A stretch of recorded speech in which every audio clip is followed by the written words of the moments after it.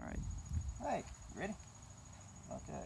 Hi guys, this is Brian, KG4CRJ, and I'm going to show you how to build a simple little 6-meter dipole antenna. You can get a picture of that thing right there, the whole antenna.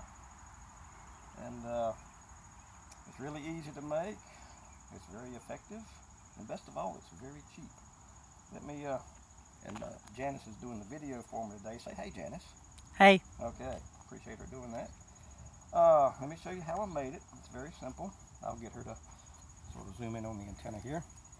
This is nothing more than just a cutting board that you can find anywhere. I got this one at Walmart, and of course I sawed it down to whatever size I wanted and drilled me some holes for my mast to go through.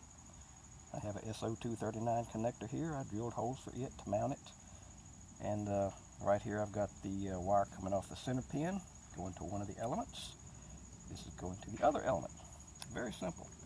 And I had a ham radio friend. He actually had some tubing up there he was going to throw out, so I'm like, hey, I'll take this. And these pieces are like 4 foot a piece. So I thought, and that's the longest he had, so I thought, well, I'm going to try it and see how it does. I was hoping it maybe they'd been a little longer, but it actually works good. 3/8 tubing? Yes, I think it's 3/8 tubing. Yeah, and but anyway, the only thing, and like I say, I just drilled a couple of holes here to mount that on. And the only thing about it, I had these old hex nuts laying around the house, but if you have wing nuts, they seem to work better to disassemble it and assemble it, just zip, zip, zip, and done. But anyway, you get the idea. So anyway, I put this thing up and checked it out. And if you look on my QRZ page, I've actually got a picture of it mounted up in the air against a beautiful Carolina blue sky.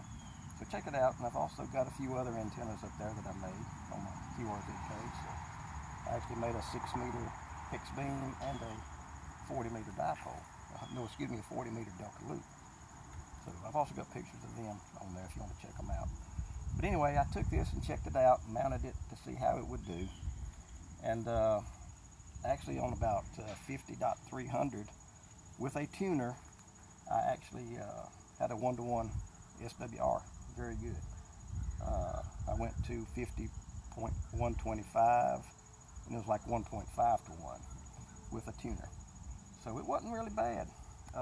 And what some guys do with these, and I may do that with this sometime, is you can actually get another piece of tubing and clamp it onto this with either a U-bolts or hose clamps or whatever, another short piece of tubing, and you can slide it back and forth if you've got a antenna analyzer, SWR analyzer, to get it on an exact frequency. So you can do that, but I basically just wanted to show you how I made this one, and it really does work good. So that's it. Hope to hear you on the air sometime and give it a try. Like I say, I have about I think $10 invested in this antenna, so it's not going to break the bank. And it really does work. So appreciate you watching the video, and like I say, check out my QRZ page and you see it mounted up there. And one other thing, if you'll notice, if you do check my page out where I've got the coax coming out, it's pretty much hanging loose because I had it as a temporary installation. But if you're going to have it as a permanent, I would maybe get some zip ties and mount the coax to the mast or something to keep it from flopping around in the wind. So you don't want to put too much strain on that if you could help it.